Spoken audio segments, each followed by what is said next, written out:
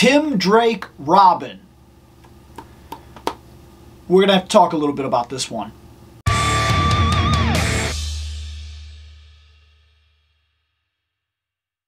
So, Tim Drake Robin. Tim Drake is my favorite Robin. Literally, I feel like he is the best Robin we've ever had. Maybe it was because I got to watch his progression. I'm not 100% sure. I don't know exactly what it is that made me feel like he was the absolute best one. I feel like he's the smartest of the Robins. I feel like he has the best detective mind of the Robins. I feel like he has the best scientific mind of the Robins. I don't feel like he's the best fighter. But I feel like of the Robins, he's the most balancedly prepared Robin of them all to be Robin. Now, that's a key point, to be Robin. I feel like Tim Drake, I feel like Dick Grayson is not the best Robin.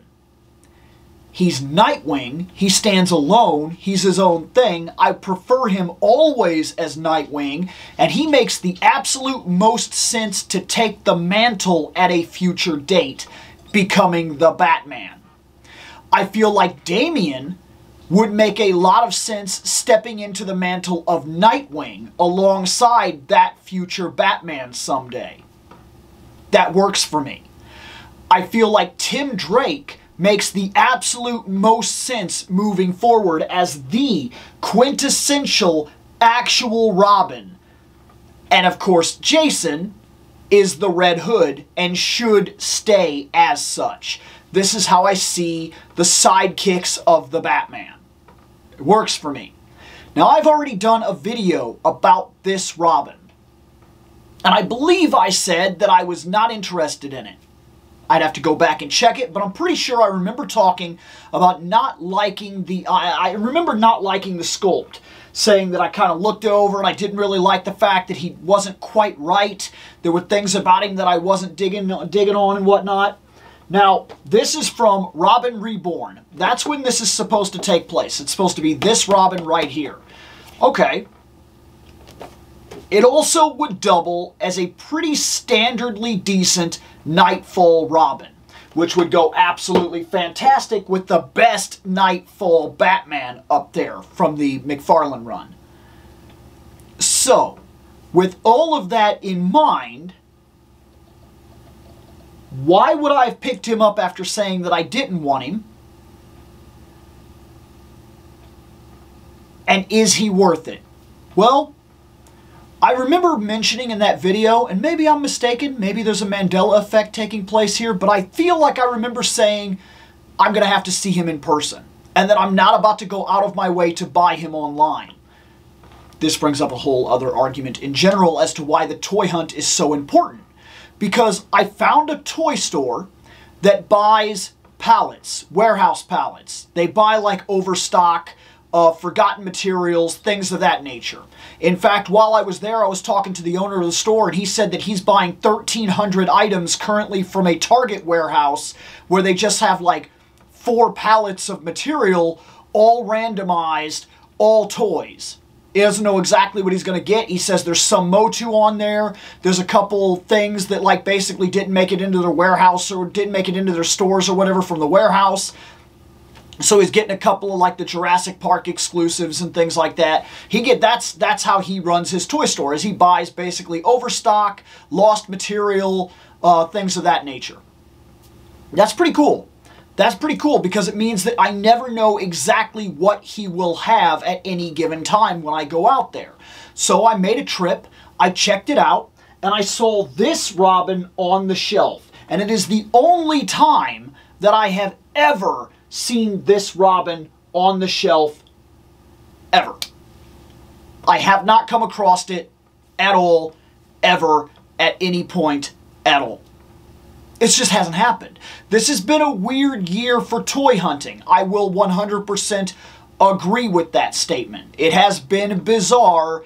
It has been hard to find things, and sometimes even if you find them, it's not quite what you were hoping to find or whatever. Or you can't find the whole line, or it's just a mess. But I found him, and I seen him in person, And seeing him in person, as well as seeing the overstock tag, they only wanted $15 for this Robin, which normally we know these guys can be anywhere from $20, $25 or more if you're going on the aftermarket, and you have to buy some of these sometimes at 40 or 50 or 60 bucks, depending on how hard it was to find and what the secondary market is asking for. So at $15 and actually seeing him up close, I did finally make a decision to own one. Now let's see if I've made a mistake. There he is, Tim Drake. There's that Robin. Pretty standard. I'm not going to go over the box too much. It's nothing more than covering for the plastic that I care about at this point. That's just the way that it is. Most of these I don't care about. Most of these I won't care about. These boxes are fine for mint box collectors. Mine is not a mint box, as you could tell. It's not even close. This thing is banged up. One of the mint box collectors would certainly not want this. It's got tags on it. It's got stickers on it. And chances are it's going to leave residue and be a pain if you were trying to collect it that way. And when it comes right down to it, it doesn't bother me because I'm going to open it. Let's open it. All right. Tim Drake. Here he is. Let's get down to the bare bones here. Now, this is supposed to be Tim Drake from Reborn, Robin Reborn. We have a decent representation of Robin Reborn back here. We have the black cape. We still are on like the rubber goods when it comes to this line. He will not do soft goods. So is that a good cape? It's a fine cape. Is it actually as big as it's supposed to be? No, it's this way fine, but it's not this way fine. It should be enough that it kind of comes up and even can wrap around the front of him a little bit, especially if you're looking right here. You can definitely tell that's something that he used to do. Now, he can't do that. I don't think it's an absolute deal breaker. The gloves are decently right. The body cap right here isn't 100% right. Definitely, there's an issue there. He did not have armor. He was very much like the Batman of his time, wearing a cloth at that time. They claimed that it was armor, but you get the idea. He has the green right here with the tights, and he has the black boots. For what it's worth, I wouldn't necessarily consider this a one-for-one adaptation. I could tell that this is reused up in the body here, and basically they just tried to repaint it to make it work.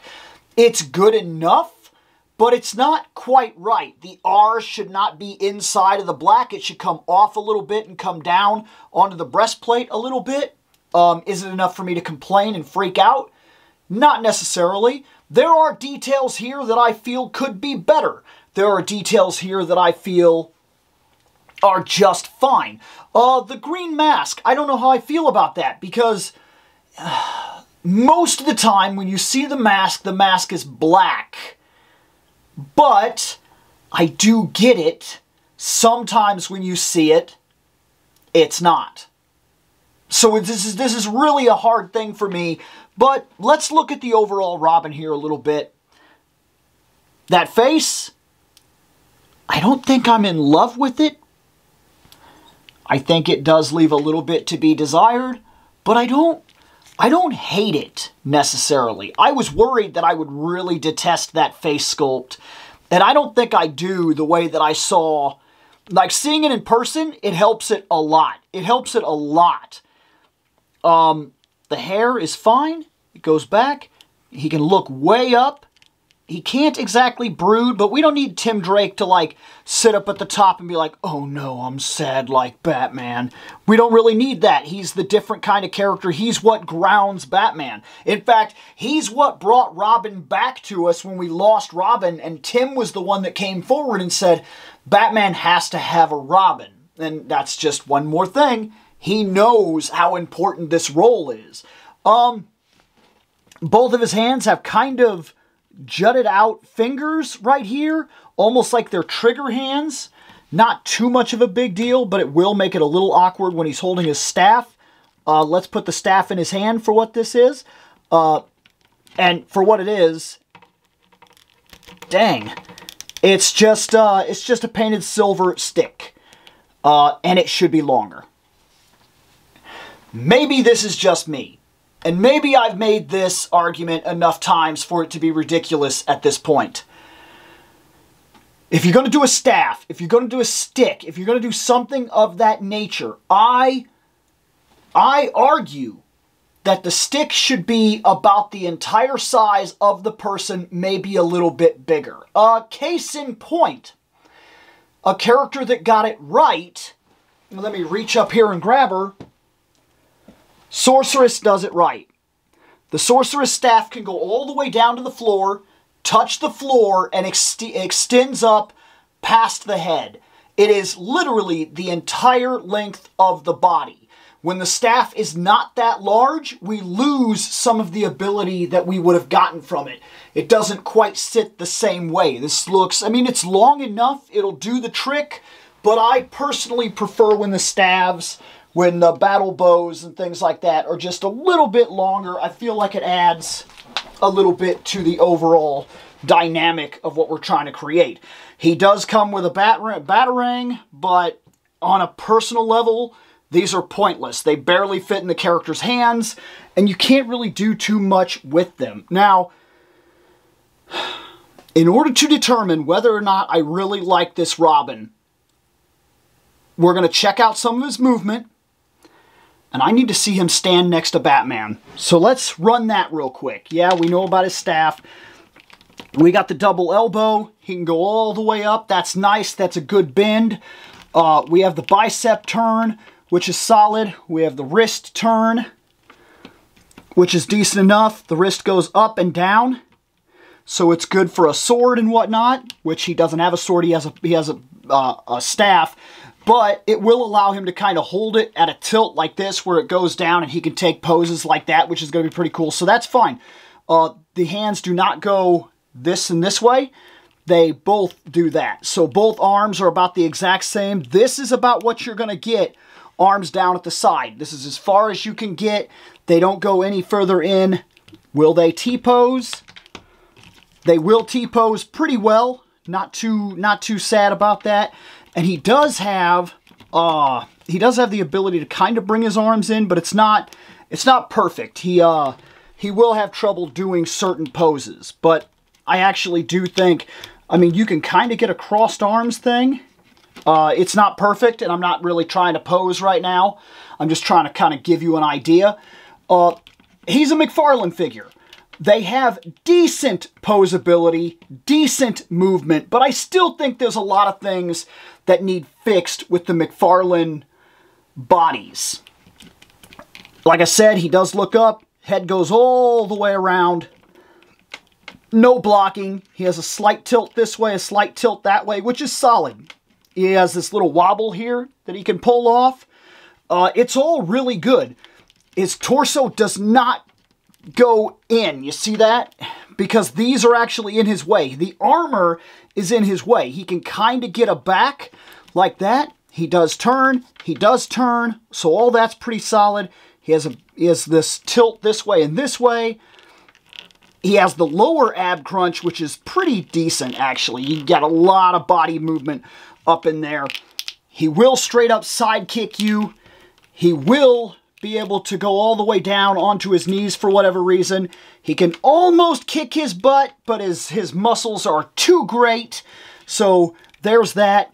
Does he have a butt? Do you got a butt, Robin? You got that butt? Oh, he's got plated armor booty. There you go. He's got decent enough boots. They do not turn. He does not have the thigh swivel, which is sometimes that I really miss having that when it's not on certain figures, because some figures desperately need it. He is standing up, as you could tell, anytime that I've been messing with him. I don't have any problems with him standing up, so that's an absolute plus. That's fantastic, because when characters are not stable, you guaranteedly need the stands all the time, and the stands in the McFarlane line, I don't know if you know this, but they're not the greatest. They're simply not the greatest. That leg goes way forward. This is kind of a rubbery material that's going around there. So you might want to look out when you do move things, because sometimes that rubbery material can get moved and it can cause some issues here and there, and you got to kind of do some tucks and whatnot. So if you're doing any kind of action figure photography, just be aware of that, because you may have to put him in certain poses and then kind of pull this out a little bit and make it work. His ankles go all the way up. He has that toe right there. They also go up this way, also again with the toe. He has a rock this way and this way. He's solid. For a McFarlane figure, he has all the movement he will need. Now I have to see him next to Batman so we can determine whether or not this works. Quick pose, nothing super dynamic, nothing extreme. What does that look like? Is that sold to you? Does Batman look bigger? Does Robin look like a different kind of guy? Does he seem the sidekick? And I would argue, as I've already argued at the front of the video, when you're talking about Tim Drake, Robin is not a sidekick, he's Robin. I really think that distinction is important, because when Dick Grayson is Robin, Robin is a sidekick. He's learning, and he's becoming Nightwing, and Nightwing is Dick Grayson. Tim Drake is Robin to the core, through and through. Even when he took his own name later on, he just became Red Robin. He is Robin. He is the quintessential, most defining Robin I think we've ever had. I honestly believe that. This looks good. I want to see how it would look if he kind of took a knee here for a second. Kind of like he was on the cover. What if he had this leg up, right? And was kind of, this is going to be really tough. Because he just doesn't, want to do it, you know what I mean? Like, oh, this is rough. Those McFarlane figures, man, see, this is what I'm getting at. Okay, maybe we'll go this one with the knee out. This one I might be able to get away with. Okay, hold on. We're getting there. It's rough, though. Maybe we do something like that. And see that rubber? That's what I was talking about. You're going to have to pull that out if you want this to work. Oh my gosh. Always an issue with these, I don't mean to sound negative all the time, but it's always a bit of an issue. You gotta watch it when you're doing with the McFarlane figures, because their limitations, they become noticeable, is all I'm trying to say.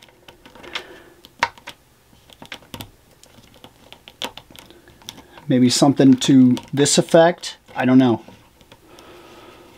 This is really tough to do, because like I said, he's not designed. These guys are not designed to take a knee. It's a real problem to get low like that, like what we had in the picture on the back, which was a definitive pose where he's kind of like this. You can kind of get it like that. Like he's, I think I've got something working here now.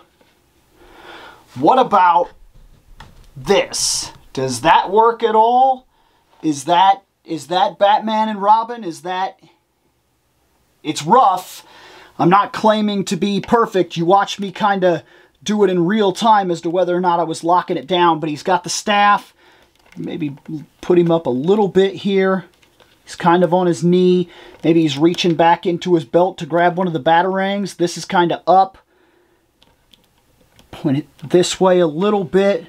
Kind of messing with a pose here. I'm just trying to get something that looks Batman and Robin. Batman, he just has to stand there. That's the beauty of the Batman figures. If they're just standing there, they're perfect. But that's not necessarily true with all of the Robins. And like I said, that first pose that I had, I don't even hate that if he's literally just standing up with Batman and he's got the bow, and he's got it tilted back because his hands actually let him do that. And then if he's got this hand down even, and he's just kind of got to put himself out there a little bit. Like, he's got to be a little more intimidating through what he chooses to, you know, how he chooses to stand or whatever. And maybe this is even a little bit, you know what I'm talking about? That, like, it's not, I don't think that he's necessarily bad. Am I completely sold on this Tim Drake Robin? Hard to say. McFarlane figures come with a certain amount of hit and miss when it comes to me. You saw some of my problems trying to pose him. You saw some of my problems with the way that they handle some of their plastic, some of the rubber material. The capes don't offer you any form of dynamicy. They don't, I probably just made up my own word there. They don't move. Like, you can't really do too much with them. But for the detail that he comes with, for the figure that he cuts, for the way that he could stand alongside Batman, I think that while he's not perfect, and he's not the Nightfall that I would have wanted, to put Tim Drake on the shelf, all of a sudden I'm having trouble with him, hold on. There. To put Tim Drake on the shelf alongside my Batman, I'm okay with it. And here's the kicker. I'm okay with it for the price that I paid. And while I don't often try to bring price value into our arguments, when we're talking about collecting, it's gonna come up. It's gonna come up. We're gonna talk about price. We're gonna talk about what something cost and whether or not it was worth it. Because every single time we spend $20 on an item, it's $20 we cannot spend on a different item. It's the nature of the beast. That is the truth of the matter. It's unavoidable. It is what it is. And it's because of that that I have to say, if you can find him on sale, he's a solid Robin. He's good. He'll look good up there on the shelf with Batman and Catwoman. I won't complain about it. I honestly won't complain about it. He's fine. But his price value does come into play a little bit. If I'm paying $20 to $25, what I expect to pay for a McFarlane figure,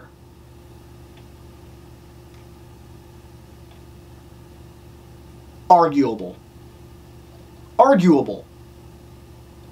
He's not quite 100% right. And after producing this Batman, you want the figures to be right. Because you know they can do it.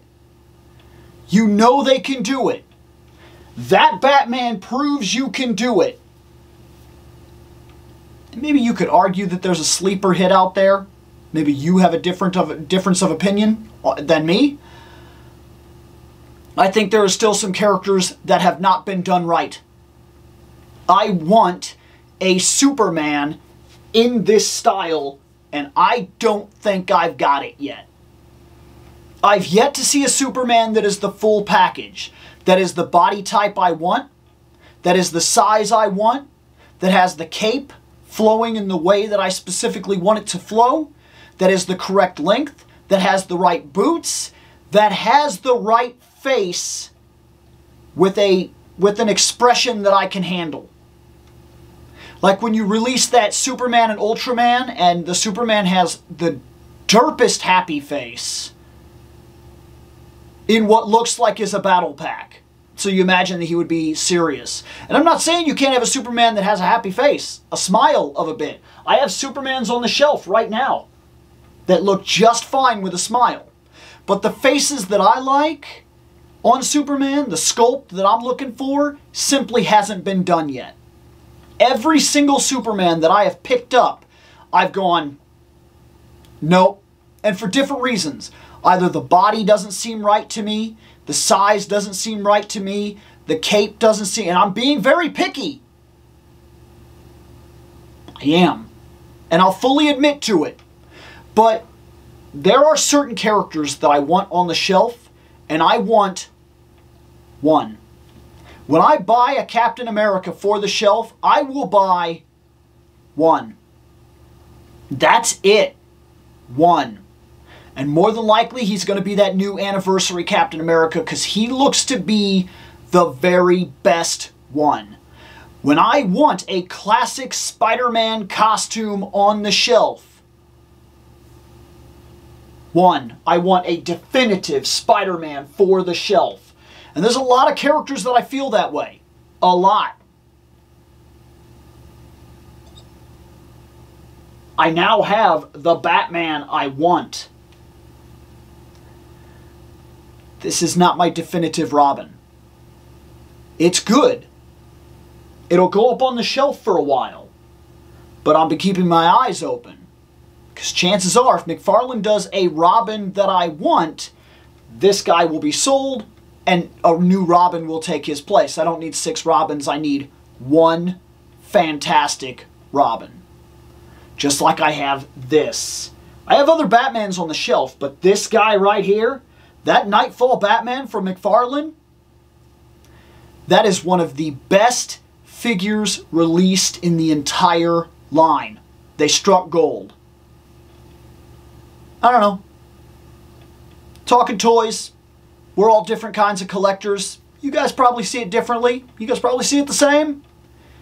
But it's not up to me to tell you how to run your collection. And it's not up to you necessarily to tell me how to run mine. I'm just letting you in on what I put on the shelf and why I put it up there. And I'm going to get out of here.